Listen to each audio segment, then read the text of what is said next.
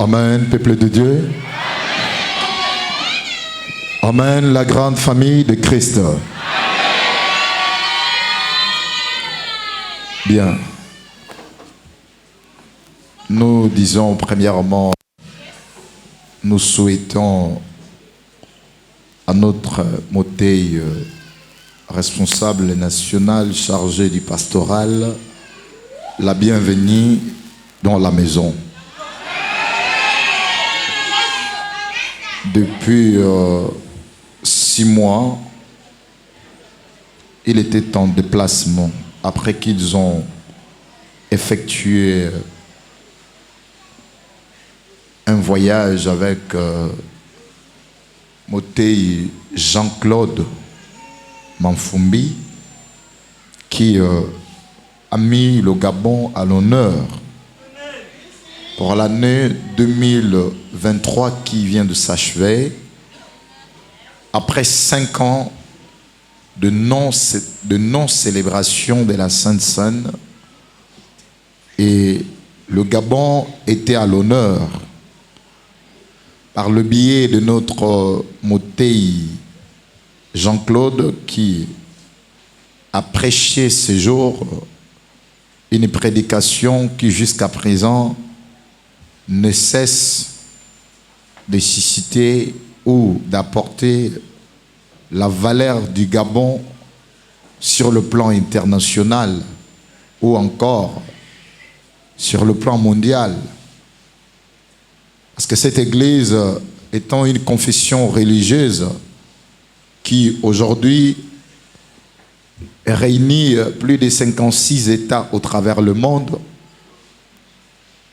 et imaginez-vous, ces 56 États étaient en train de suivre cette grande manifestation, alors que c'est le Gabon qui était au volant de cette manifestation. C'était un grand honneur pour le Gabon et une grande bénédiction pour nous. Amen.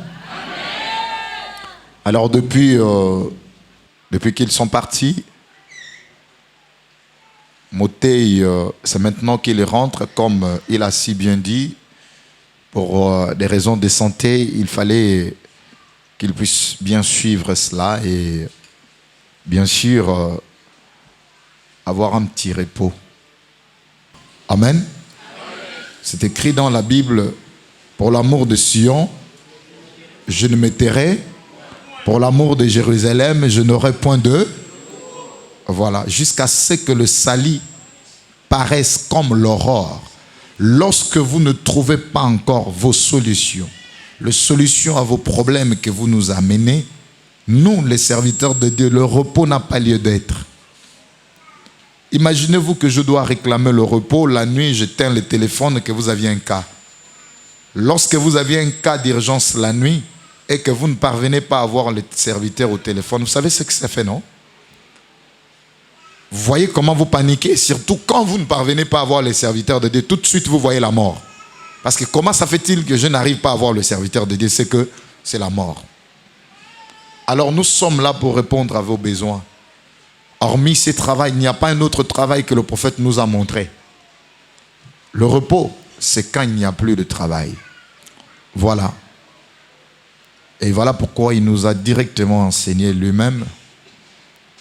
Normalement, il devrait nous enseigner aujourd'hui en anglais, mais il y a un détail qu'on avait oublié. Le médecin l'a interdit de parler l'anglais pour le moment. Vous voyez? J'avais dit quoi? J'ai dit que quand je vais dire ça aux fidèles, ils ne vont pas me croire.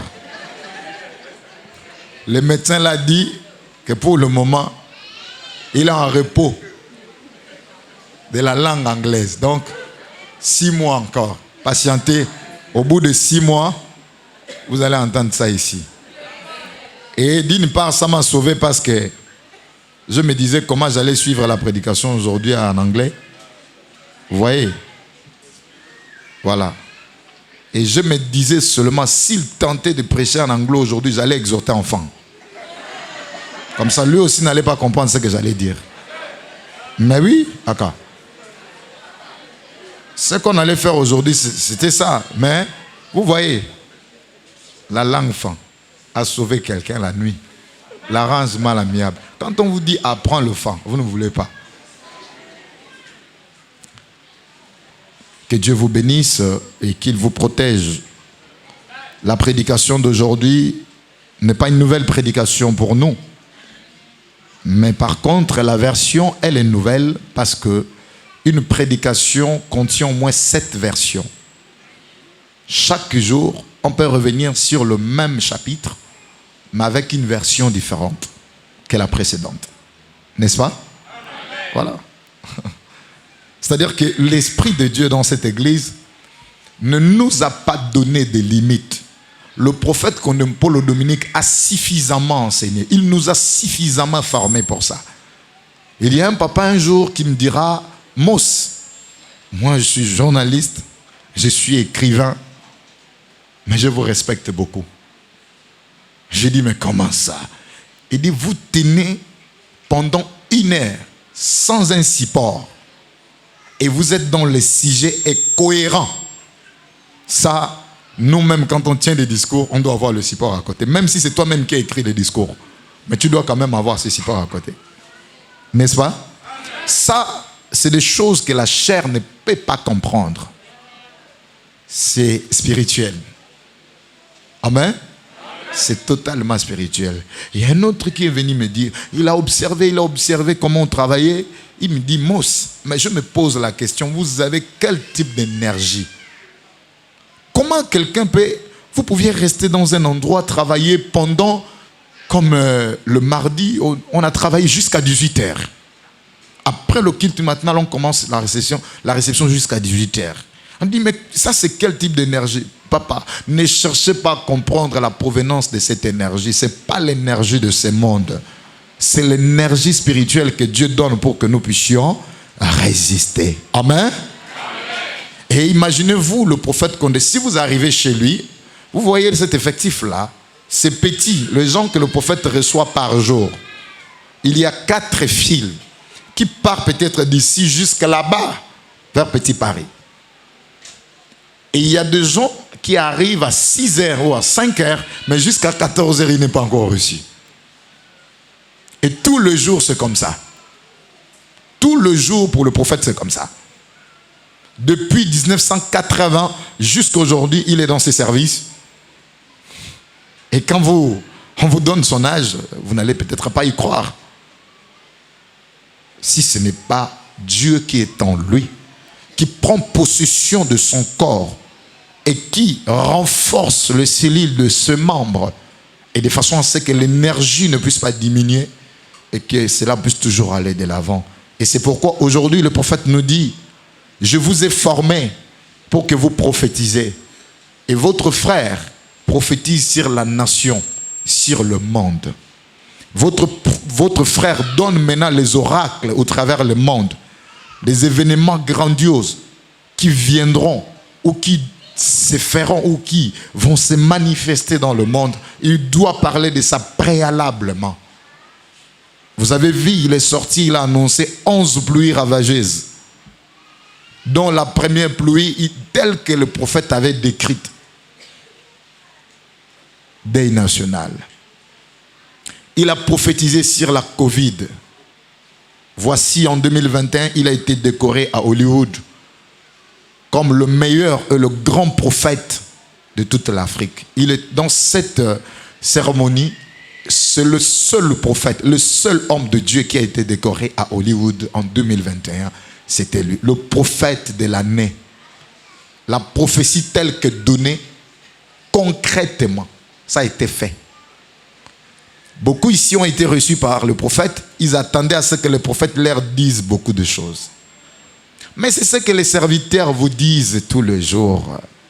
Il nous transmet cet esprit de façon à ce que nous puissions tout le jour vous dire de la part de Dieu, pas ce que vous voulez entendre, pas ce qui vous plaît ou ce qui vous plaira, mais que nous vous disions ce que Dieu nous dit de vous dire. Car un serviteur de Dieu, et surtout celui qui aspire au don de la prophétie, ne te dira pas ce que tu veux entendre, mais te dira de la part de Dieu ce que Dieu dit. Ainsi dit-il. Même si cela ne te plaît pas, mais si ça vient de Dieu, tu peux autant m'en vouloir, mais je te dirai ce qui vient de Dieu. Car si je veux te dire ce qui vient de mes sentiments ou de moi-même, de mes pensées, je serai à côté. Dieu va me punir pour ça. Car il dit, lorsque je ne te dis rien, ne dis rien. Il y a des gens ici, vous venez voir les Bassakol, et vous venez, ces jours-là, il ne dit rien. Mais l'autre fois, quand vous venez, directement, il commence à vous prophétiser, bien que vous soyez l'ancien. L'Esprit de Dieu, Dieu ne va pas te prophétiser tous les jours. Là, vous voulez forcer l'Esprit de Dieu. Non. Écoutez, il faudrait que vous vous remettez en cause lorsque vous rêvez tous les jours. Un enfant de Dieu ne peut pas rêver tout. Non, Dieu ne vient pas parler tout le jour. Il y a des moments précis. Il y a des temps que Dieu a prévu pour venir te parler. Et c'est pareil que même au travers les serviteurs de Dieu dans la prophétie, si tu cherches la prophétie tout le jour, fais attention à toi parce qu'au risque que tu puisses écouter la prophétie de la pensée humaine, ce qui vient de moi. Nous nous donnons cette discipline. Le jour que Dieu n'a pas parlé, je ne voudrais surtout pas insister. Mais le jour qu'il a parlé, je n'hésiterai pas à te le dire. Quelle que soit la façon dont Dieu va présenter ça, je n'hésiterai pas une seconde à te dire ce que Dieu dit. Parce que je suis une sentinelle et je dois te dire de la part de Dieu ce que Dieu montre. Il ne me l'a pas montré pour que j'en garde en moi. Non, non plus pour que vous le sachiez simplement. Lorsque Dieu vous parle, vous devez faire l'analyse. Comprendre pourquoi Dieu me parle en ces temps-ci. Pourquoi? Qu'est-ce qui se cache derrière ces messages de Dieu? Car il ne sortira pas une prophétie pour que vous soyez juste au courant. Non. Il y a des prophéties d'avertissement. Il y a des prophéties de promesses, bien évidemment. Et il y a des prophéties. Quand nous ne marchons pas bien, quand il y a les dangers, Dieu te prévient, il t'avertit. Mais malheureusement, vous n'en prenez pas en compte. Chers fidèles, cette église que vous voyez, Liloba, même après 10 ans, vous entendrez parler de Liloba. C'est la bonne et la vraie église que Dieu nous a donnée. Cette église est une récompense pour l'Afrique. Les Occidentaux sont venus prendre notre richesse. Mais Dieu avait réservé une richesse spirituelle que ces gens-là n'avaient pas su. Aujourd'hui, ils commencent à comprendre. Et l'Afrique commence à se réveiller. Liloba aujourd'hui est en train de valoriser la peau noire à l'Occident. Par le canal de sa grandeur, le prophète Kondempolo Dominique. Pas plus tard que le dimanche passé. Non, le dimanche 17, une délégation du Parlement français est venue à Kinshasa remettre de manière officielle une invitation à sa grandeur. Après être invité au Parlement européen, il a évoqué des questions de paix. Il a enseigné l'amour. Et ils ont certifié que l'homme qui parle de l'amour et qui vient du Seigneur et qui a apporté la paix, c'est sa grandeur, le prophète Kondempolo Dominique. C'est la peau blanche qui en a certifié. Avec autant de diplômes décernés, de reconnaissances bien évidemment. C'est à nous, nous les Africains, nous ne savions pas protéger nos valeurs. Nous foulons au pied ces valeurs. Ce qui nous appartient, notre vie n'est à nous. Nous ne le savons pas protéger cela. Si c'était une église européenne, américaine ou canadienne, on aurait pris soin de cette église. On aurait bien entretenu cette église. Mais c'est une église atypique Afrique. Cette église qui est arrivée, il n'y a rien d'Occident dedans. C'est cette église qui enseigne aux Blancs le cantique nouveau. C'est cette église qui enseigne à ceux qui nous ont imprimé la Bible qu'il existait dans la Bible un cantique appelé hymne de l'Éternel, le cantique nouveau. C'est cette église, par l'entremise de sa grandeur, le prophète Kondempolo Dominique, qui en est le fondateur, enseigne l'Occident que Moïse, Jésus et lui ont chanté un cantique. C'est des choses qui n'ont pas été connues. Abraham n'est pas plus que le prophète Condé.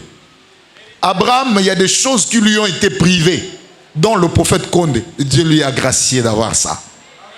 Et nous n'avions pas besoin d'être connus par Abraham avant que nous puissions avoir la certitude de cette appellation d'Israël spirituel. Parce que pour certains, pour être appelé Israël spirituel, il faut appartenir à Abraham. Écoutez, Zachée a été adopté par Abraham. La femme qui était courbée pendant 18 ans a été adoptée par Abraham.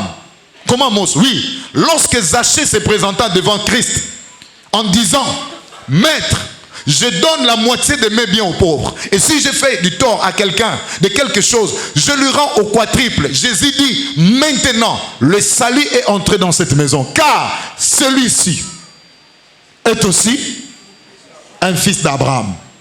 Amen. Écoutez la différence. Vous allez comprendre cette nuance. Car celui-ci est aussi un fils d'Abraham. Le jour de sabbat, on amena à Jésus une femme qui était courbée pendant 18 ans. Jésus certifia qu'elle était possédée par des démons qui l'habitaient et qui la rendaient courbée. Jésus toucha le dos de cette femme et la redressa. Les pharisiens ont voulu contester Jésus pour avoir opéré un miracle le jour des sabbats. Puisque dans la loi de Moïse, le jour des sabbats comme aujourd'hui, vous n'êtes pas permis de faire quoi que ce soit. Les chrétiens ne savent pas respecter le culte. Le chrétien reste à la maison pendant que les autres sont en train d'adorer Dieu au jour du repos. Vous voyez comment c'était sévère avant. Ils ont tenu cette rigueur même à Christ. Oui, je ne peux peut-être pas le condamner, mais je le condamne quand même parce que l'ignorance tue. Ils ne savaient pas, ils étaient ignorants que Christ, celui qui était le maître du sabbat, il ne pouvait en aucun cas violer le sabbat dont il était le maître. Amen. Et Jésus qui était le maître du sabbat n'avait pas de restrictions à respecter ou à observer. Il n'y avait rien qui pouvait l'empêcher de faire quoi que ce soit. Jésus le faisant remarquer que cette femme était possédée de démons. Il fallait la déposséder de ces démons. Ça c'est un. Et il va ajouter, celle-ci est aussi une fille d'Abraham. Mais vous et moi, nous n'avions pas reçu l'esprit d'adoption pour devenir le fils ou la fille d'Abraham. Nous avions reçu l'esprit d'adoption par Christ. Nous sommes, vous et moi, adoptés par Christ, par l'entremise de cette bonne nouvelle. Comme cela est écrit dans la Bible, c'est en lui que nous avions reçu cet esprit d'adoption, sur lequel nous disions, Abba Père. À tous ceux qui l'ont reçu, à ceux qui croient à son nom, elle, la parole, a donné le pouvoir de devenir enfant de Dieu, et non d'Abraham, et non fille d'Abraham, et non fils d'Abraham, mais enfant de Dieu. Le pouvoir nous a été donné. Pour le fait d'avoir reçu plutôt cette parole, le pouvoir nous a été donné, nous a été conféré pour devenir enfant de Dieu. Lesquels sont nés. Zachée n'était pas devenu enfant de Dieu, mais il était devenu le fils d'Abraham. Amen. Vous y êtes? Vous voyez la particularité? Ésaïe 63, nous l'avions chanté. Nzambe ozali tata na biso ata balayama ebibiso te ata isala elandimi biso te eya ozali tata na biso mosikoli na biso longwa na kala ezali kombo na yo yawe pona nini yo pengwisi biso na nzela na yo te oyeisi mitema biso makasi. Même quand Abraham ne nous connaît pas, on s'en fiche. Est-ce qu'on a besoin qu'Abraham... Lisez ça, c'est dans Ésaïe 63. Il dit, Abraham ne nous connaît pas. Israël n'a pas entendu parler de nous. Car Abraham connaît ceux qui ont été adoptés par lui, qui ont été liés par lui. Nous sommes liés par Christ. Nous ne sommes pas liés à Abraham. Amen, peuple de Dieu. Mais je vais vous emmener une petite nuance sur la prédication. Écoutez. Qu'est-ce qui peut faire en sorte que quelqu'un puisse rater sa bénédiction, ou manquer sa bénédiction, ou perdre sa bénédiction? Amen. Qu'est-ce qui peut faire en sorte qu'un enfant de Dieu qui est promis par Dieu, mais rate cette bénédiction. Je suis tout à fait d'accord avec Moté qui va nous enseigner ce matin en nous disant tout ce que Dieu a prévu pour vous, quel que soit le combat, vous l'aurez. N'est-ce pas? Non. Vous l'aurez, oui. Comment? Moté vous a laissé la possibilité de lui poser la question. Moté est un pédagogue, il est stratège. Vous savez ce qu'il a fait? Il vous a laissé de vide, afin que vous réagissez par vos questions. Mais comme vous ne suivez pas bien la prédication, vous avez manqué de questions. Mais moi, je n'en ai pas manqué. Mais la question était celle-ci. Comment est-ce que nous pouvions rentrer en possession de ce qui a été préparé pour nous, ou de ce qui nous a été préparé? Par comment? Qu'est-ce qu'il faut faire? Mais attendez, en croisant les bras, cela n'arrivera pas. La main ne tombera pas du ciel. Comment faire? C'est ça la question que vous devriez poser, qui malheureusement vous ne l'aviez pas posée. Je vais démontrer quelque chose simplement. La promesse était pour qui? Est-ce qu'il avait bénéficié de ça? Pourquoi? Qu'est-ce qui peut faire en sorte que tu perds ta bénédiction ou ta promesse? Lorsque tu es accro au matériel, tout part de là. Lorsqu'on est attaché au matériel, la valeur absolue de Dieu, nous ne la reconnaissons pas. Nous ne reconnaissons pas ce que Dieu fait dans notre vie. Vous savez, tout le jour de notre vie, nous nous posons la question, qu'est-ce que Dieu fait pour? Je suis dans la maison de Dieu, ça me fait déjà 5 ans. J'ai comme l'impression que Dieu ne fait pas. Et toi, tu fais quoi pour lui? Voici la question. Et pourtant, elle est si simple que ça. Amen. Il y a 2 aînés.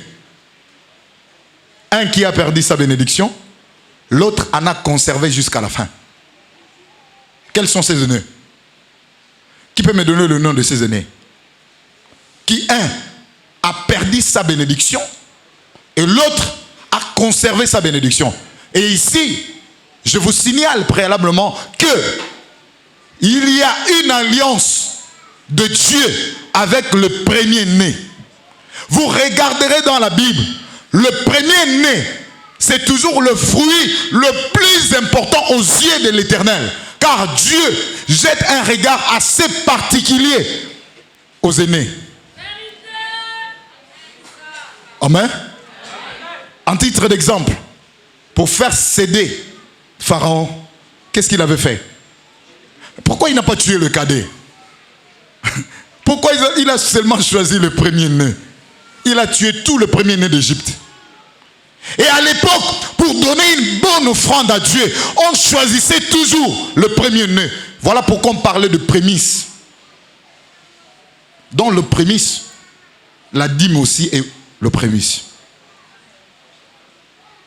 C'est bon? Est-ce que vous avez compris? Oui, il y a le prémisse. Mais la dîme aussi est un prémisse. Le prémisse, c'est quoi? C'est ce que tu prélèves en premier. Ce que tu reçois en premier. 2 choses. Ce que tu prélèves en premier et ce que tu reçois en premier. Tu fais le jardin. La première récolte, tu prends tout, tu donnes à Dieu. Première prémisse. On te paye ton salaire parce que tu travailles. Avant de faire une dépense quelconque, tu prélèves en premier la dîme. Cette dîme est un prémisse. Parce que c'est prélevé en premier. Est-ce que vous comprenez? Alors, Dieu a un accent particulier sur le premier-né et sur le prémisse. Car il y en a 2 aînés. Un a perdu sa bénédiction et l'autre a conservé sa bénédiction. Quels sont les noms de ces aînés et les raisons? Le premier, c'est Ésaü. Le deuxième, c'est Jésus. Ouais. Amen. Ça vous étonne? Pas du tout, n'est-ce pas? Jésus, il est le premier-né de toute la création. avant l'œuvre la plus ancienne de Dieu. C'est Christ qui a été créé en premier. Aidez-moi à monter. Proverbe, plutôt, oui. 22. 8. 8, 22. 8, 22. Proverbe 8, 22.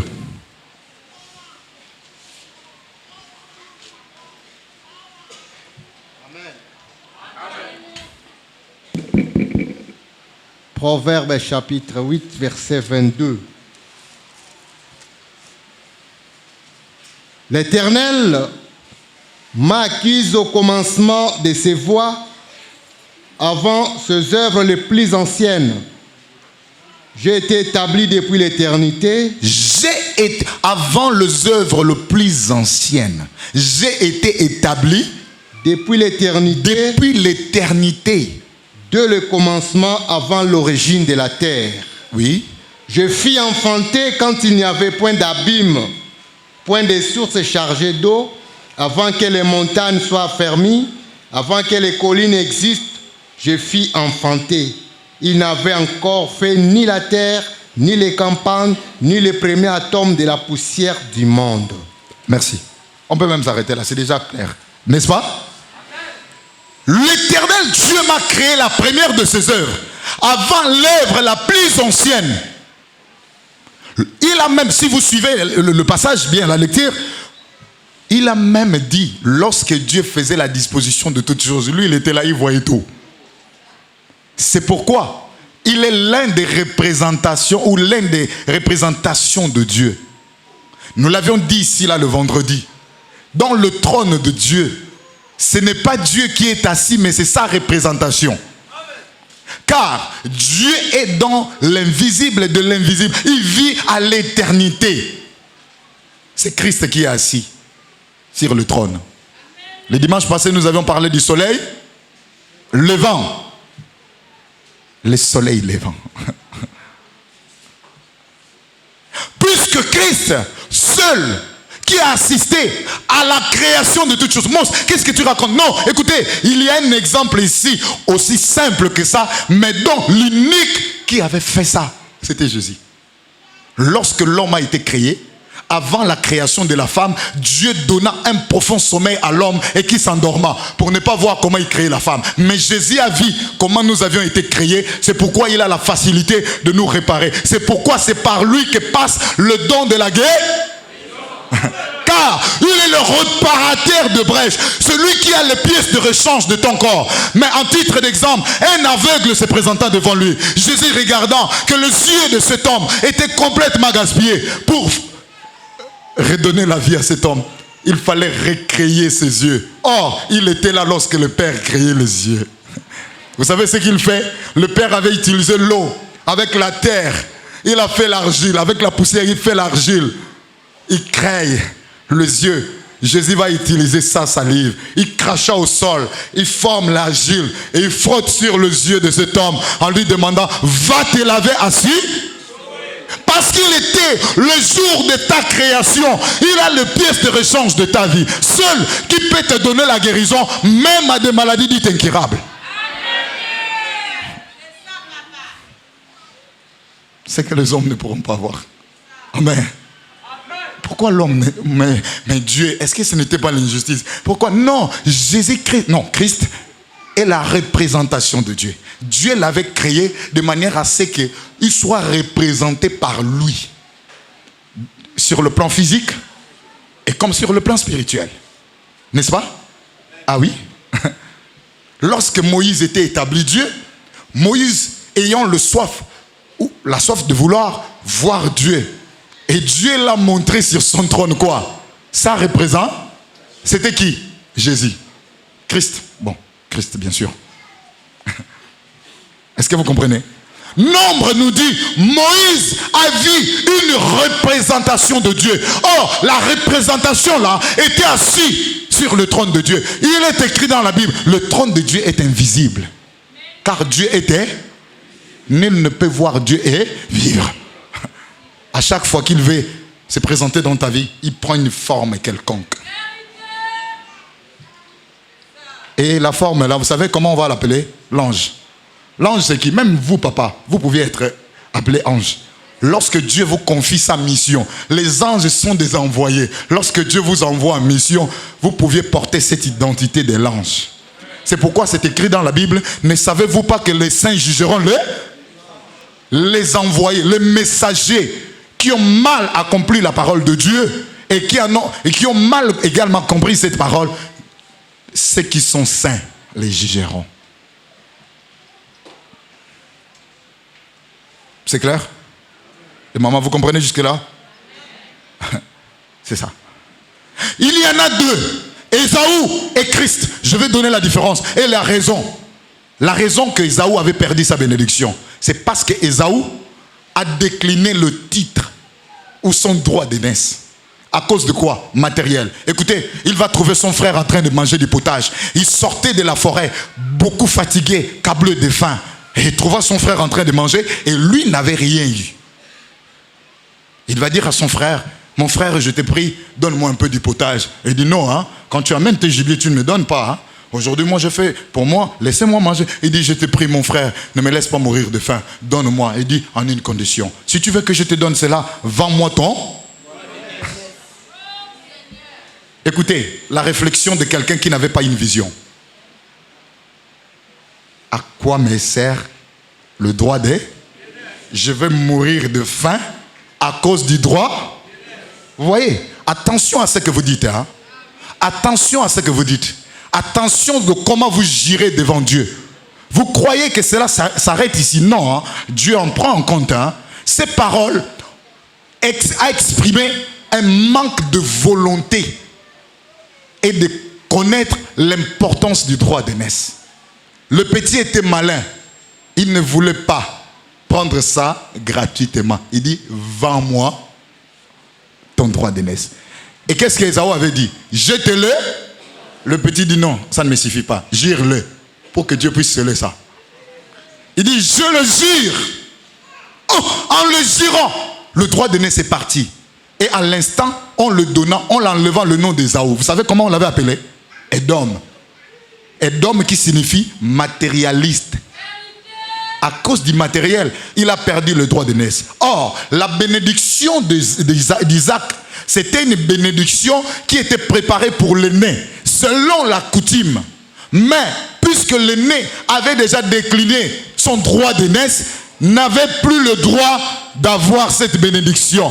À celui à qui appartenait le droit d'aînesse, c'est celui qui était maintenant éligible à la bénédiction. Mais la procédure n'était pas encore complète ou complète. La maman entendit, je vous épargne ces détails, Moté a déjà dit. Elle va dire, voici des points essentiels qui peuvent nous faire comprendre mieux. Elle va dire à son fils, ton père a demandé le gibier à ton frère pour le bénir. Pendant que lui il va en brousse, toi, ne m'amène pas un gibier. Si tu amènes un, tu ne sauras pas arracher la bénédiction. Pour arracher ce qui ne t'appartient pas, tu dois avoir la force, n'est-ce pas? La force qui va au-delà de la force de celui qui détient, c'est que tu veux arracher. Vrai ou faux? La bénédiction qui s'arrache, oui, je suis d'accord. La bénédiction s'arrache, mais il te faut une force plus que celui qui a cette bénédiction en main. Et c'est alors que tu vas être appelé Israël. Car tu as lutté contre Dieu et tu as été vainqueur. En usant une force qui est allée au-delà de la main qui détenait cette bénédiction. C'est ce qu'on appelle la violence. Ça nous renvoie sur le message de Jésus. Jacob est parti, il a pris 2 chevaux. Le père a demandé un gibier, la mère dit amène 2. Mos, est-ce que le montant dans les enveloppes des actions de grâce est doctrinal? Est-ce que le père avait demandé 2 chevaux? Mais l'orientation, écoutez, la mère voulait que son fils remplisse bien les critères, car la bénédiction ne lui a pas été destinée. Il était en train de vouloir arracher. Alors, il devra avoir les critères de l'aîné en lui. C'est pourquoi la mère est partie prendre le beau habit d'Ésaü, qui était à la maison. Il a donné, porte ça sur toi. Vous savez pourquoi? Parce que l'odeur devrait rester. L'odeur d'Ésaü. Amen. Pour notre bénédiction, nous n'avions pas besoin de l'odeur d'Ésaü. Mais chacun de nous, autant que nous sommes, avant que tu ne sois béni, il y a quelque chose qui se passe. La mère dit, l'inquiétude de l'enfant, je ne suis pas vieilli, hein? Je vous épargne le détail. La mère dit, amène-moi la peau de ces chevaux. Et la mère va attacher la peau de ces chevaux où? Sur le main. Et sur des parties essentielles. Est-ce que c'est une coïncidence? Non. Le père va également toucher quand le fils amena la nourriture. Voici ce que le fils dit. Papa, je suis là. Qui es-tu? Ton fils Ésaü. Ah, c'est toi mon fils Ésaü. Hein? Oh, comment ça? Approche-toi mon fils. Approche-toi, je vais te toucher et voir. Parce que la voix que j'entends est celle de Jacob. Mais approche-toi. Le père a touché seulement sur ses mains. Comment la mère avait su que le père allait toucher sur le main pour mettre la peau des bêtes qui avait le poil sur ses mains? Pourquoi sur le main? Amen. Pourquoi sur le main? Et le main qui doit fructifier, qui doit sortir de poil, le main qui doit sortir la réussite, le travail de tes mains, le travail de tes mains, c'est ce que Dieu doit bénir en premier. Après qu'il valida la bénédiction, la manifestation de ça, il doit te toucher le main pour que tout ce que tu toucheras puisse connaître une réussite. Tu échoues parce que Dieu, lorsqu'il touche tes mains, il ne trouve pas de poils. Les œuvres. Tes mains n'ont pas des œuvres. C'est pourquoi il dit dans Somme, élevez vos mains et bénissez, et l'Éternel te bénit. Vous voyez, c'est juste une figure de style, une nuance. Élevez vos mains vers le sanctuaire. Nous savions que lorsqu'on parle du sanctuaire de la sainteté, c'est Dieu déjà. Bénissez l'Éternel. L'homme ne peut pas bénir Dieu, mais c'est une figure de style. C'est-à-dire que œuvrez auprès de l'Éternel du fruit du travail de tes mains, tes œuvres. Où sont tes œuvres? C'est pourquoi on avait mis la peau là, au niveau des mains. Lorsqu'il a touché, il a senti le poil. Il dit oui, ce poil, c'est le poil d'Ésaü. Mais la voix, c'est pour Jacob. Il a touché le cou, c'est Ésaü. Mais la voix, c'est Jacob. Mon fils, serre-moi, je vais manger. Quand tu le serres, il lui reposa la dernière question. Es-tu mon fils Ésaü vraiment? Il dit oui, papa, c'est moi. D'abord, la première chose, Isaac s'était étonné pour le fait que Ésaü revienne de la forêt si vite. Parce qu'il savait que ce qu'il lui avait demandé n'était pas facile. Il allait d'abord courir avec le gibier en brousse et peut-être vers le soir avec la fatigue. S'il y a la grâce, il peut avoir un. S'il n'y a pas la grâce, il rentre aussi près de lui. Mais quand Jacob vient vite, le père s'étonnant. Oh, si vite comme ça. Il dit oui papa, c'est que ton Dieu a mis sur mon chemin. C'est ce que je t'apporte. Des réponses bien précises, avec des questions pièges. Lorsqu'il a mangé, il restait une dernière chose. C'était la cœur. C'était laquelle? L'odeur. Il dit mon fils, viens avant que je ne te bénisse. Viens me serrer. Viens m'embrasser. Ce n'était pas pour l'embrasser. Il n'avait pas besoin d'être embrassé. Il voulait sentir l'odeur pour avoir la dernière confirmation que tout a été bien fait. Tout était accompli. Lorsqu'il embrassa son père, et le père sentit l'odeur d'Ésaü, et il le bénit. Vous et moi, nous n'avions pas besoin de l'odeur d'Ésaü. Ce que nous avions besoin, c'est l'odeur de qui? De Christ. Nous avions été adoptés par Christ, qui nous a donné. Car il m'a revêtu le vêtement du salut, il m'a couvert du manteau. Je me réjouirai à l'Éternel, mon âme sera ravie dans les grèves. Oh mon Dieu, je me réjouirai à l'Éternel, sera ravi d'allégresse.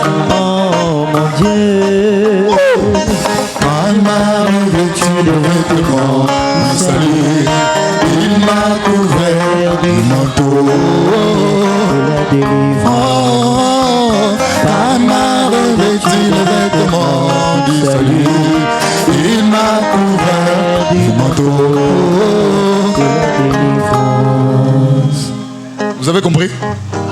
Nous n'avions pas besoin du manteau d'Ésaü pour avoir l'odeur. L'odeur d'Ésaü, c'était Jacob qui en avait besoin. Nous, étant Israël, rattachés à Christ, adoptés par Christ, c'est auprès de lui que nous avions reçu l'esprit d'adoption. Alors, nous avions besoin de vêtements qu'il nous a fait porter. Le vêtement dit, nous sommes couverts par le manteau de là. Et c'est ce qui nous amène quoi? L'odeur de Christ. L'odeur de Christ, c'est quoi? L'accord. Aidez-moi. 2 Corinthiens chapitre 2, verset 14 au verset 17. S'il vous plaît. 2 Corinthiens 2, 14 à 17.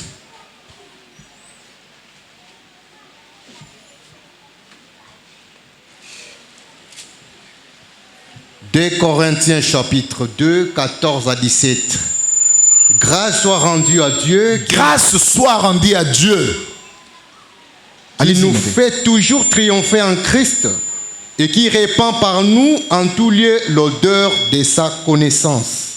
Nous sommes en effet pour Dieu le parfum de Christ parmi ceux qui sont sauvés et parmi ceux qui périssent. Aux uns, une odeur de mort donnant la mort, aux autres, une odeur de vie donnant la vie. Et qui est suffisant pour ces choses, car nous ne falsifions point la parole de Dieu. Nous ne falsifions point la parole de Dieu. C'est là où il y a les problèmes avec les chrétiens. Ceux qui sont attachés à Christ ne reflètent pas, ne dégagent pas l'odeur de Christ. Parce que pour vous, vous croyez que cette parole que nous vous annonçons est falsifiée. C'est pourquoi vous avez du mal à nous croire. Vous croyez que nous l'enseignons à notre avantage. Vous croyez que nous vous enseignons cela parce qu'on veut s'enrichir. Vous traitez, vous définissez la parole de Dieu comme étant falsifiée. Mais ici, nous n'avions pas falsifié la parole de Dieu. C'est pourquoi les serviteurs de Dieu sont incriminés. Mais vous savez quoi, papa? Dieu vous attend. Il y a un procès contre vous, maman. Est-ce que vous savez ça? Que chacun de vous, à cause de propos que vous tenez, lorsque la parole de Dieu sort, vous traitez vous avez des propos qui définissent ou qui traitent ces paroles comme étant falsifiées. Vous passerez au tribunal de Dieu. Dieu a des questions à vous poser. Malheur à ceux qui, après avoir passé à la barre, qui perdront le procès et qui vont être condamnés. Vous passerez votre temps en vain dans le banc de l'église, mais en même temps vous étiez celui et celle qui croyaient que ce que le serviteur de Dieu disait, c'était falsifié. Ah, laissez-moi les actions de grâce. Ils parlent de ça à leur faveur. Nous aussi, nous faisons les actions de grâce. Si nous parlons en notre faveur, comment nous aussi nous faisons? Nous, nos femmes et nos enfants, nous faisons les actions de grâce. Amen, peuple de Dieu. Amen. Lorsque la vérité vous a été enseignée, il y a un esprit d'égarement qui vous dit que cette parole est falsifiée. Il y a un qui va vous dire, moi je suis en selle, laisse-moi tout ça là, c'est des aventures, laisse ça là, c'est des aventures. La parole de Dieu, c'est des aventures. Je quitte la maison le matin, je me tiens ici pour annoncer aux fidèles de Dieu la parole de l'évangile des aventures. Voici où vous êtes coupable avec Dieu. Et Dieu vous rappellera ses propos. Car il y a un procès qui est prévu. Vous savez ça, non? Allez-y, montez, s'il vous plaît. Car nous ne falsifions point la parole de Dieu comme font plusieurs. Mais c'est avec sincérité, mais c'est de la part de Dieu que nous parlons en Christ devant Dieu. Amen. C'est de la part de Dieu que nous parlons en Christ devant Dieu. Ce que nous vous annonçons, c'est pour votre avantage. Combien de témoignages qu'il y a ici? Il y a un papa qui est dans la salle. Lorsque le prophète était ici, tout le parcours que nous avions fait, maman Safala l'a appelé à un galon supérieur. Le galon supérieur de ce qu'il avait.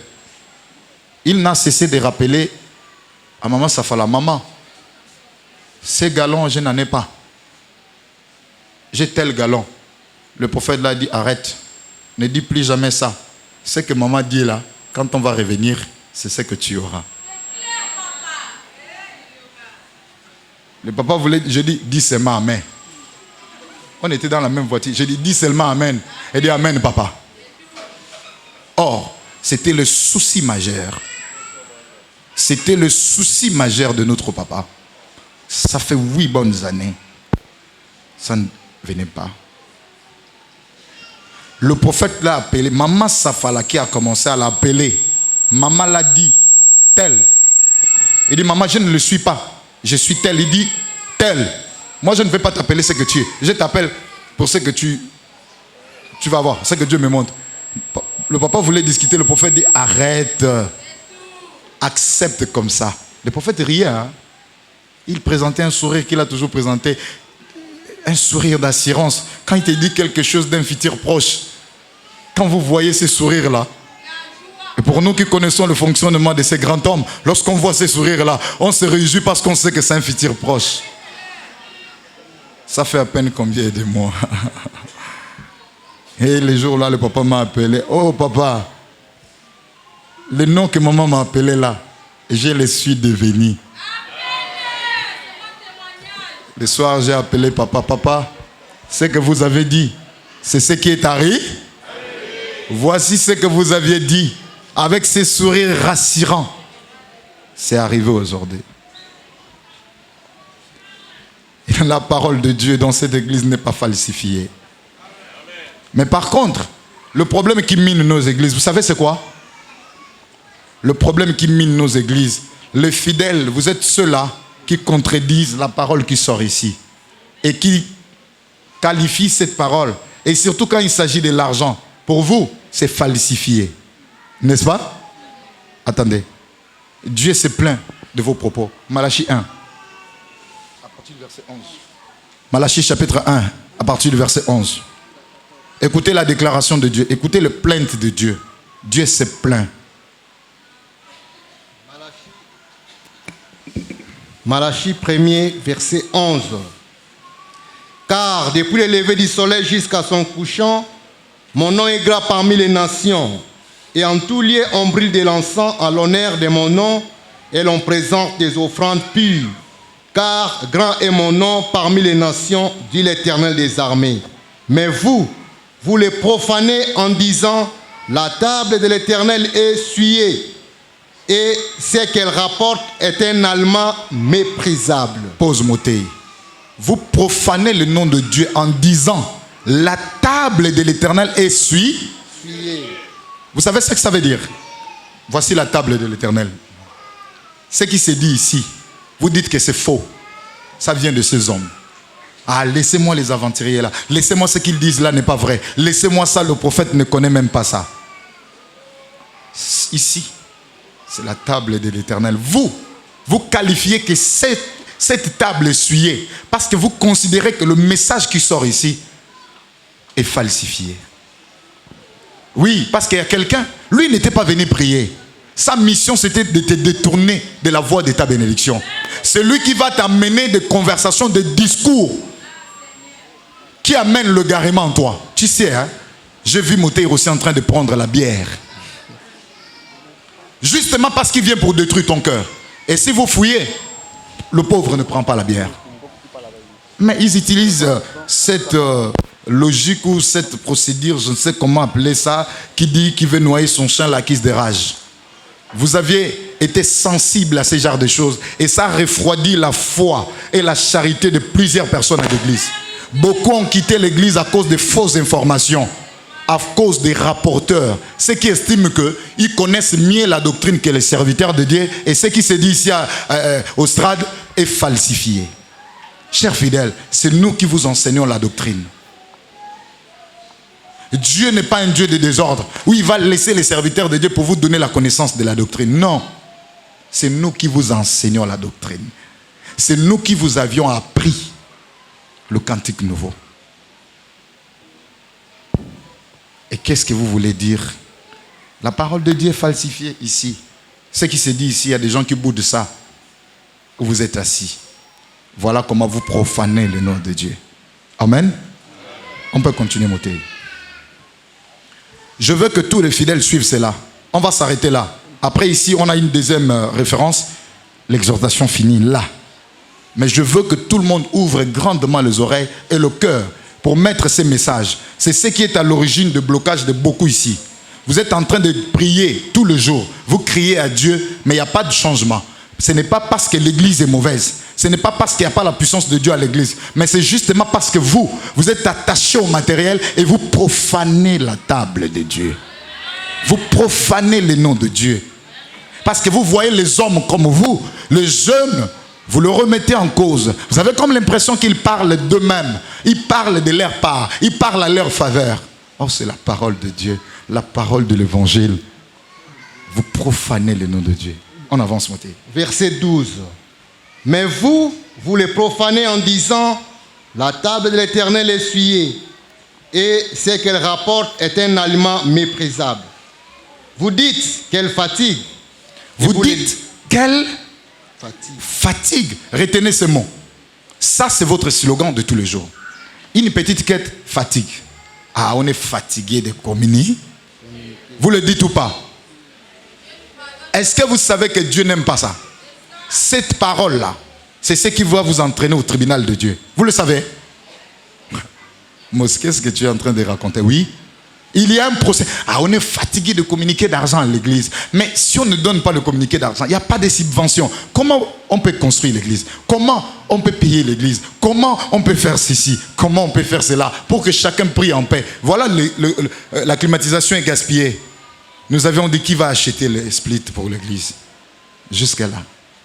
Comment on va faire pour que vous priez en paix? Enfin que les mamans arrêtent de faire ça. Vous d'ailleurs, le papa, vous êtes là où il y a le fenêtre. Ça rentre un peu de partout. C'est aéré là. Mais là-bas, regarde. Les dimanches passés, nous étions à plus de 900. Les gens étaient confinés. La chaleur en train de faire frire beaucoup le kilt. Voici le split. C'est rien du tout. Mais si on le dit, ah, on est fatigué de tous ces communiqués d'art. Quelle fatigue! Voici vos propos au sein de l'église. Aussi longtemps que Dieu ne se fatigue pas de vous, vous vous fatiguez de lui. Et si on dit qu'il y a quelqu'un qui est malade, on est fatigué vous aussi. Il y a quelqu'un qui est mort, on est fatigué vous aussi. Dieu dit, quelle fatigue! On est fatigué. Ça, c'est la fermeture de bénédiction de beaucoup ici. Vos problèmes ne marchent pas, plutôt ne trouvent pas de solution, c'est à cause de ces propos que vous employez. Que ce soit dans vos maisons, que ce soit dans vos quartiers, que ce soit ici à l'église, et même dehors, Dieu entend et il retient cela. Papa, maman, écoutez bien, c'est cette déclaration, cette plainte de Dieu. Verset 13. Vous dites qu'elle fatigue, et vous les dédaignez, dit l'Éternel des armées, et cependant vous amenez ce qui est dérobé, boité ou infirme, et ce sont les offrandes que vous faites. Puis-je les agréer de vos mains, dit l'Éternel. Pause moté. Vous amenez cependant. Ah, quête, on est fatigué. Ah, moi je vais prendre 1000 francs, je vais donner. D'ailleurs, le 500 que le taximan m'a remis là, qui est déchiré là, tu plies ça, tu viens avec le contre-cœur. Tu déposes dans le sachet, n'est-ce pas? Dieu te demande, est-ce qu'il doit agréer ça? Parce que, autant déclarer la fatigue, nous amenons ce qui ne convient pas. Parce que tu ne veux pas faire, tu ne veux pas apparaître devant le serviteur de Dieu comme étant un indiscipliné. Ah, ils vont dire que j'avais refusé. Je vais quand même me lever, mais je vais mettre 500. On est fatigué de ça. Je vais mettre 100 francs. Dieu demande, est-ce que de telles offrandes, il doit agréer cela? Est-ce qu'il doit accepter ça? Est-ce qu'il doit recevoir ça? Reprenez le verset 13, s'il vous plaît. Vous dites quelle fatigue, et vous les dédaignez, dit l'Éternel des armées, et cependant vous amenez ce qui est dérobé, boité ou infirme, et ce sont les offrandes que vous faites. Puis-je les agréer de vos mains, dit l'Éternel. Puis-je les agréer de vos mains? Ce qui est boité, dérobé. Amen. Amen, peuple de Dieu. Amen, Amen la grande famille de Christ. Amen. Vous avez compris le message? Ça, c'est une plainte que Dieu dépose contre vous. Comment Dieu peut déposer une plainte contre nous? Oui. Oui. Il peut. Le ministère public ne poursuit pas. Allez-y au tribunal, vous allez entendre. Affaire telle, entre messieurs tel et le ministère. C'est qui le ministère public? C'est comme ça que Dieu nous poursuit. Il prend tous ses propos, il écrit et il va formuler une plainte. Voici la plainte de Dieu. Ça, c'est la plainte déposée dans son tribunal pour poursuivre l'homme. Voilà maintenant le jour du procès. Miché. Ça, c'est fini, Mouté? Ah, ok. Terminez la lecture, après on va passer à Miché. Verset 14. Maudit soit ton père qui a dans son troupeau un mâle et qui voue et sacrifie au Seigneur une bête chétive. Car je suis un grand roi, dit l'Éternel des armées, et mon nom est redoutable parmi les nations. Puisque tu es fatigué de quête, tu as tes 50 000, on dit quête de 1000 francs, ou on dit quête, tu prends 500 que le taximène t'a remis, tu dis je vais donner les 500 là, ils vont voir. Parce qu'on est pas, tu as un mal, mais tu donnes à Dieu une bête chétive. Michée chapitre 6, versets 1 à 8. Voilà, le procès commence. L'audience est ouverte. Le président du tribunal est assis. Le procureur à côté. Et le greffier à côté. Malheureusement pour toi, tu n'as pas d'avocat. Amen. Car celui qui autrefois était ton avocat est devenu ton juge. Pour une petite histoire avant que Moté ne lise la lecture. Nous l'avions dit ici, le vendredi. Un jeune homme qui a perdu le parent, n'ayant pas de soutien, rejeté de la famille, ne sachant comment faire pour manger, pour se nourrir, il s'est lancé au vol pour se nourrir. Il a volé un jour, on l'arrêta au commissariat et on défère au tribunal. Mais n'ayant personne qui pouvait le suivre, il était très confiant, il savait qu'il partait en prison. Mais lorsqu'il va rentrer dans la salle d'audience, il va constater qu'au coin là-bas, il y avait un homme assis, habillé en toge des avocats. Il écrivait ces choses. Quand le procès a débuté, cet homme est venu se placer à la barre.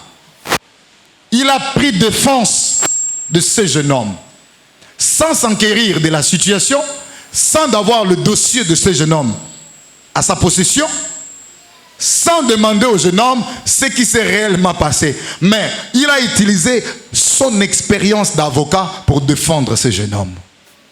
Alors le jeune homme a gagné le procès par le canal de cet avocat.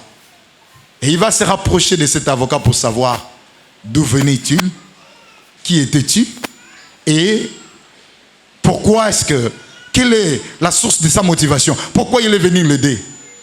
Il n'a répondu à aucune de ces questions. Tout ce qu'il a dit, c'est que va, ne le reprends, car la prochaine fois que tu reviendras ici, tu ne me trouveras. Hein? Le petit est parti. Premier jour, deuxième jour, troisième jour, la fin, il part encore voler, on l'arrête encore. Brigade, tribunal, il était rassuré qu'il viendra encore trouver son avocat. Et quand il arrive, il regarde au coin, le lit habituel, l'avocat n'était pas là. Alors il était triste. Et quand il fixe devant le juge président, oh, c'est celui qui autrefois était son avocat. C'est maintenant lui qui est assis comme le juge pour trancher dans la jus. Il demande au petit, oh, encore toi, tu es revenu ici. As-tu oublié ce que je t'avais dit? Le petit s'est rendu compte que c'était foutu pour lui. Et il a été condamné, il est parti en prison. Amen. Cet avocat, c'est Jésus. Il est l'avocat lorsqu'il intercède pour nous.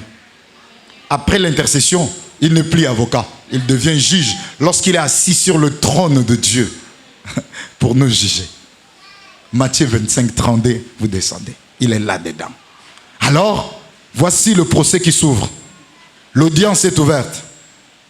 Écoutez. Allez-y, montez. Michée chapitre 6. Du 1er au 8e verset. Allons. Le titre, c'est Procès de l'Éternel avec son peuple. Procès de qui? Amen. Procès de l'Éternel avec son. Parce qu'il y a préalablement une plainte que Dieu a déposée contre son peuple.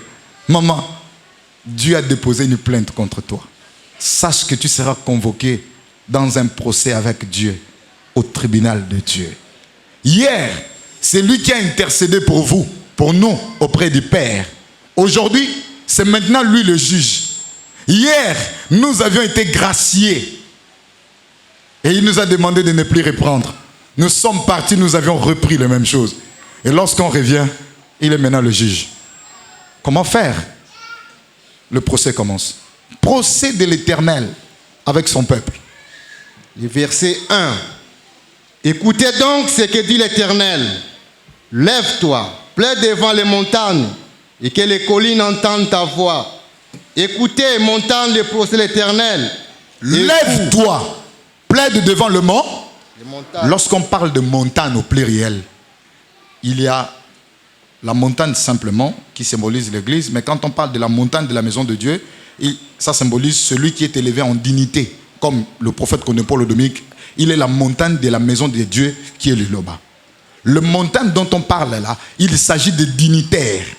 Lève-toi, plaide devant le montagne et les collines élevées. Ceux qui sont élevés en dignité, tu dois plaider devant eux. Ils doivent entendre pourquoi est-ce que je suis en procès contre ce peuple.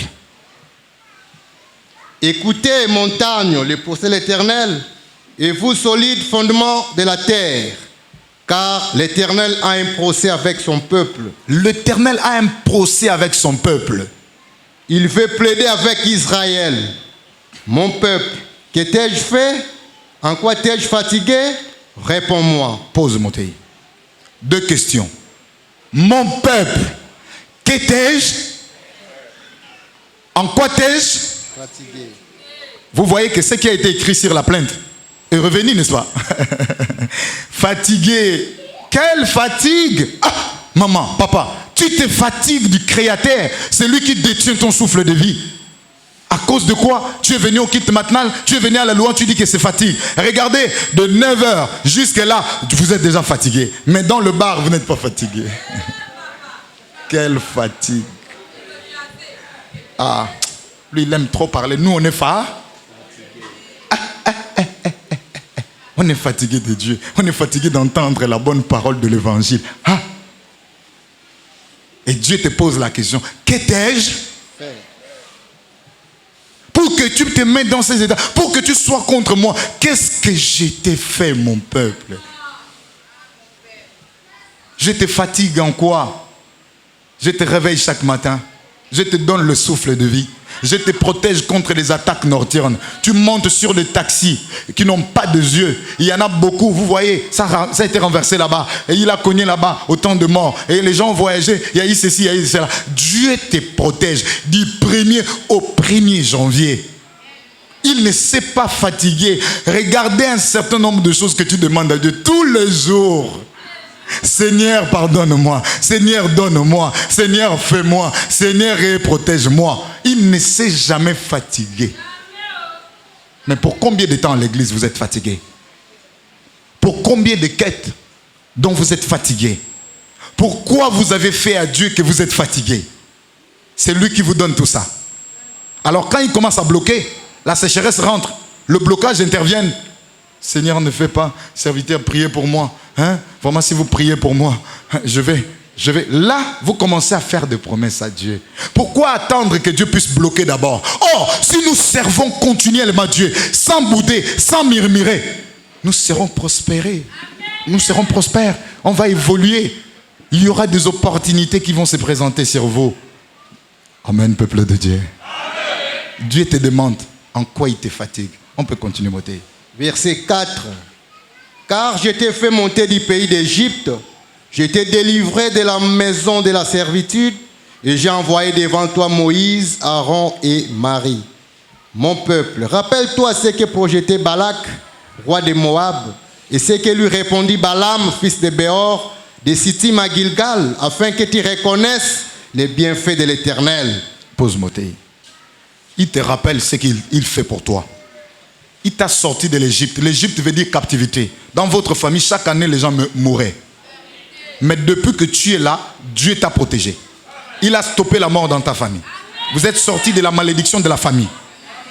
N'est-ce pas? Chaque année, je tombais malade. Chaque fin d'année, je passais ça hospitalisé. Est-ce que ça a été le cas avec cette année? Dieu t'a sorti de l'Égypte, où tu étais esclave, d'une malédiction quelconque. Il a brisé cette malédiction. Il t'a délivré. Tu avais des sérieux problèmes qui pouvaient coûter ta vie. Dieu t'a sorti de là. Comment tu te fatigues de lui? Amen. Voyez, il dit, je fais, pauvre de moi. Rappelle-toi ce que projetait Balak. Balak qui était le roi, qui allant vers Balaam le devin pour lui demander de venir te maudire. Viens. Balaam m'a fait descendre d'Aram, le roi de Moab, m'a fait descendre d'une montagne de l'Orient. Viens, maudis-moi, Jacob. Viens, sois irrité contre Israël. Oh, comment maudirais-je celui que Dieu n'a point maudit? Balaam m'a fait descendre d'Aram, le roi de Moab, m'a fait descendre des montagnes de l'Orient. Viens, maudis-moi, Jacob.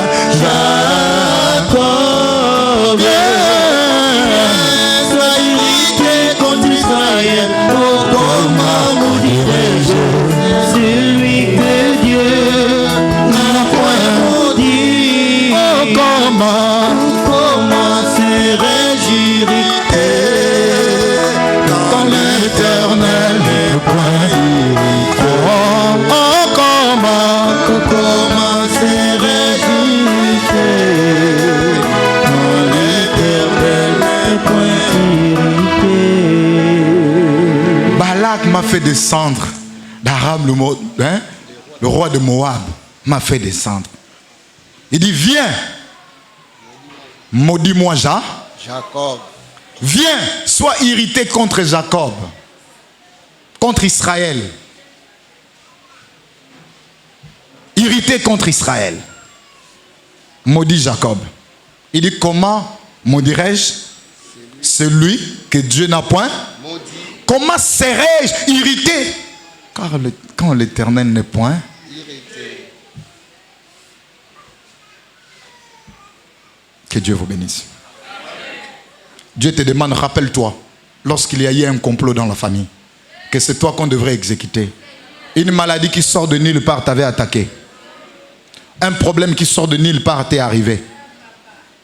Comment Dieu a fait pour te sortir de là? Rappelle-toi que c'était lui qui t'a protégé. Mais pourquoi tu te fatigues de lui? Qu'est-ce qu'il t'a fait? Dieu te dit, je t'ai fait quoi, mon peuple, mon fils, ma fille? Je t'ai fait... Continue. Verset 5. Rappelle-toi, mon peuple, rappelle-toi ce que projetait Balak, roi de Moab, et ce que lui répondit Balaam, fils de Béor, de Sittim à Gilgal, afin que tu reconnaisses les bienfaits de l'Éternel. Avec quoi me présenterai-je devant l'Éternel pour m'humilier devant le Dieu très haut? Me présenterai-je avec des holocaustes, avec de veaux d'un an? L'Éternel agréera-t-il des milliers de béliers, des myriades de torrents d'huile? Donnerai-je pour mes transgressions mon premier-né, pour les péchés de mon âme, le fruit de mes entrailles? On t'a fait connaître, ô homme, ce qui est bien, et ce que l'Éternel demande de toi, c'est que tu pratiques la justice, que tu aimes la miséricorde et que tu marches humblement avec ton Dieu. Le dernier conseil conclut tout. Vous avez compris? Nous sommes arrivés à la fin. Vous avez écouté le dernier conseil de comment vous devez vous tenir maintenant. Voici la conduite à tenir. Le verset 6. C'est la conduite à tenir. Arrêtez de bouder dans la maison de Dieu. Ça bloque la bénédiction. Beaucoup des églises, les fidèles ont le main sèche, le blocage. Ne condamnez pas les serviteurs. Le pauvre travaille. Mais c'est vous. Amen. C'est vous. Trop de murmures. Vous boudez beaucoup. Alors, comment comptez-vous avoir la bénédiction de la part de Dieu quand vous attristez le Saint-Esprit? Parce que vous dites, papa, ce que vous donnez à Dieu n'est qu'une rétrocession. Vous lui rétrocédez dans ce qu'il vous a donné. Car s'il bloque tout, vous n'aurez plus rien. Nous avions vu le plus grand riche devenir le pauvre. Et il prend de la poussière un indigent. Qu'est-ce qu'il fait? Il le fait asseoir parmi. Ça veut dire que, car ce n'est ni de l'Orient, ni de l'Occident que viennent, mais c'est Dieu qui. Merci. Question.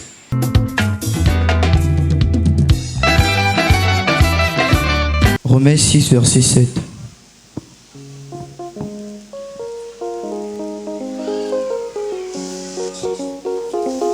La question du frère dans le livre des Romains, à son chapitre 6, le verset 7. Car celui qui est mort est libre du péché. Car celui qui est mort est libre du péché. La question. Explication spirituelle.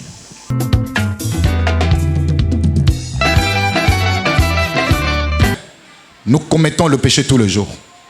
En acte, en parole, en regard, la convoitise bien sûr, et même en gestuel, même en pensant. Mais une fois qu'on est mort, nous n'arrivons plus à faire cela. Donc nous sommes libérés de ces péchés. Car le dernier ennemi qui reste à l'homme, c'est qui? C'est la mort. C'est ça. Or la mort est un revenu du... Le salaire du péché, c'est... Voilà. C'est assez simple que ça. Vous avez compris? Pour ne pas tirer en longueur. L'amour est le point capital de cette église. Le point de mire de l'Idoba. C'est l'amour. Les gens définissent mal l'amour. Un papa qui chicote son enfant, il n'a pas l'amour envers lui. Hein? Vous voyez comment vous interprétez mal l'amour. Pour le fidèle, quand on a l'amour, on tolère le bêtise, on fait le mal. Maman, ta sœur qui t'amène toujours de problèmes, à chaque fois que tu te mets avec elle, il y a toujours de problèmes. Si ton nez t'amène dans la convoitise qui t'amène au péché, qu'est-ce qu'on fait? Ça veut dire que, même dans la Bible, dans Michée, donnez-moi un peu ça. Vous qui croyez aux intimes, c'est mon intime. Michée chapitre 7, verset 5, suivez. Éviter quelqu'un n'est pas synonyme en manque d'amour. Parce que ces derniers, s'ils t'amènent dans de mauvais... Quand il vient le week-end, c'est pour que vous partez boire dans de boîtes de nuit et aller prendre les femmes d'autrui. Papa, si vous évitez un tel camarade, vous avez péché? Vous n'avez pas d'amour. Mais de peur... Mais c'est ce qu'on dit, ne nous soumet pas. Il faut avoir la discrétion, comme l'a dit Moutei. On est là à l'église. On se voit de visage, pas de cœur. Écoutez. Ne crois pas à un ami. Ne te fie pas à un intime. Devant celle qui repose sur ton sein, garde le porte de ta bouche, car le fils outrage le père, la fille se soulève contre sa mère, la belle-fille contre sa belle-mère. Chacun a pour ennemi Jean de sa maison. Garde tes portes, le porte de ta bouche, devant celle qui repose sur ton sein. Celle que tu dis, à qui tu dis, oh, celle-là, elle est ici. C'est ma mère. C'est mon intime.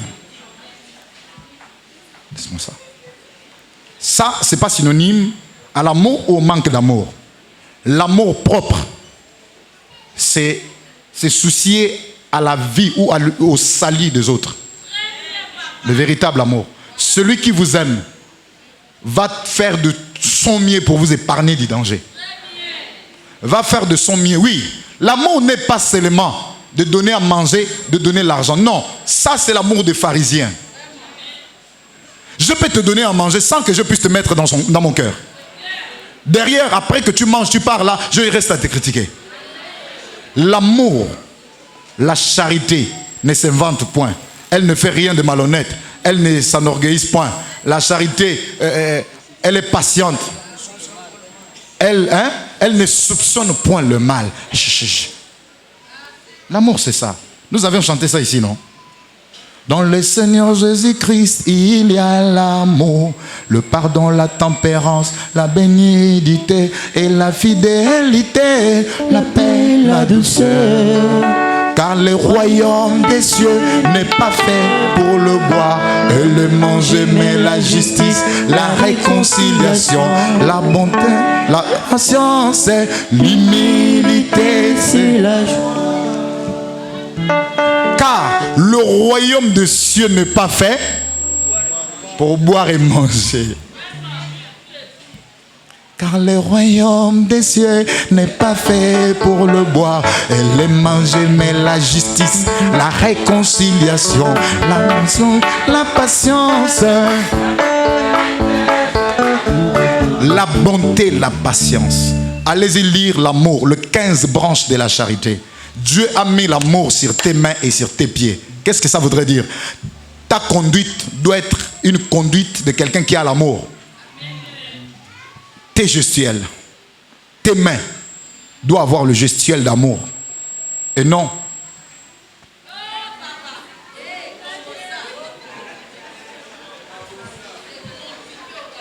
Regarde.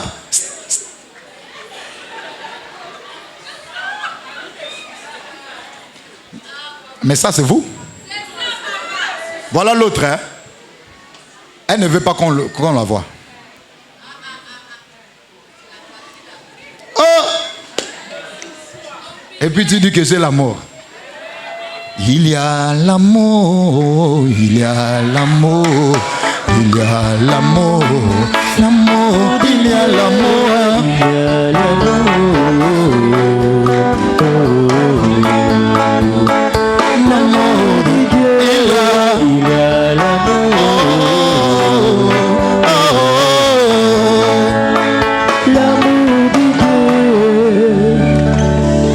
Je distribue les mains pour la nourriture, pour être brûlé. Si je n'ai pas l'amour, je ne suis rien, car l'amour s'est réjoui de la vérité. Même quand je distribue mes biens pour la nourriture aux pauvres, même donner mon corps pour être brûlé à la place des autres, si je n'ai pas l'amour, je ne suis. Car l'amour se réjouit que de la vérité. Que cet amour soit sincère au-dedans de toi. Donner à manger à quelqu'un n'est pas l'amour. Car les pharisiens le font. Les mondains le font. Regardez même l'amour de ceux qui filment. Mon frère, laisse-moi le mégot. Il lui donne un bâton. Il demande le mégot, mais il lui donne un bâton. Vrai ou faux? Et s'il n'y a pas un autre bâton, il lui donne le mégot. Lui aussi, sans tenir compte qu'il y a sa salive dessus, il ne suit pas. Directement, il met dans la bouche. Même les mondains, les païens aussi le font. Donner à manger à quelqu'un ne suffit pas pour avoir l'amour. Cet amour doit être saint. Ne donnez pas, comme nous chantons, ils prennent plaisir au mensonge, ils bénissent. Il maudisse dans le cœur, oui mon âme, confie-toi en Dieu et regarde-lui, il vient mon inspirant. Oui, c'est lui qui est mon rocher, et mon salut, ma haute retraite. Ne bénissez pas dans la bouche et maudire dans le cœur. Que cet amour soit sincère. Supportons-nous les uns les autres. Nous sommes tous faits de chair, composé de défauts et qualités. Quand nous aimons seulement les défauts, et plutôt les qualités, et pas les défauts, l'amour ne peut pas être équilibré. Aimez les défauts de votre mari, de votre femme. Aimez les défauts de votre semblable. Car le jour que vous verrez ces qualités de plus, vous serez comblés. N'est-ce pas? Que Dieu vous bénisse. Voici les tabernacles de Dieu avec les hommes. Il habitera avec eux, ils seront son peuple et Dieu lui-même sera avec eux. Amen. Chapitre 27, 28 à 29, relisons les Écritures saintes au nom du Seigneur Jésus-Christ de Nazareth. Amen. Que Dieu te donne de la rosée du ciel et de la reste de la terre, du bleu et du vin en abondance. Que de peuples te soient soumis et que des nations se prosternent devant toi. Sois le maître de tes frères et que le fils de ta mère se prosterne devant toi. Maudit soit quiconque te maudira et béni soit quiconque te bénira. Amen. Amen, Amen peuple de Dieu. Il n'y a pas à ajouter sur ce qu'on a enseigné, que ce soit la prédication et l'exhortation. La plus importante à faire, c'est de prendre ça en compte, d'exécuter pour que cette bénédiction nous parvienne. Amen. Peuple de Dieu, amen. Amen. Tout est bien qui finit bien. Soyons toujours dans la présence de la prière. Ne négligeons rien. L'année qui vient de commencer, on a commencé avec Dieu et que Dieu nous accompagne tous. Amen. Amen. Prions. L'Éternel Père de gloire, Créateur de cieux et de la terre, Seigneur, te disons merci pour ton amour, pour ta bonté, pour tout ce que tu ne cesses de faire pour tes enfants. Te voici tes enfants ici présents, Seigneur. Ils veulent ta protection, ils veulent ta bénédiction. Tu connais les combats, les complications, les soucis de tout un chacun. Mais Seigneur, qu'est-ce qu'on te dira, ce que tu ne connais pas? Mais par l'amour de ton Fils, Seigneur Jésus de Nazareth, nous les résumons tous dans la prière que tu nous as léguée, notre Père, qui es aux cieux, que ton nom soit sanctifié, que ton règne vienne, que ta volonté soit faite sur la terre comme au ciel. Donne-nous aujourd'hui notre pain quotidien. Pardonne-nous de nos offenses, comme nous pardonnons aussi à ceux qui nous ont offensés. Ne nous induis pas à la tentation, mais délivre-nous du mal. Car c'est à toi qu'appartiennent le règne, la puissance et la gloire au siècle des siècles. Amen. Que la grâce de notre Seigneur Jésus-Christ de Nazareth soit avec tous. Alléluia. Saluez-vous les uns les autres.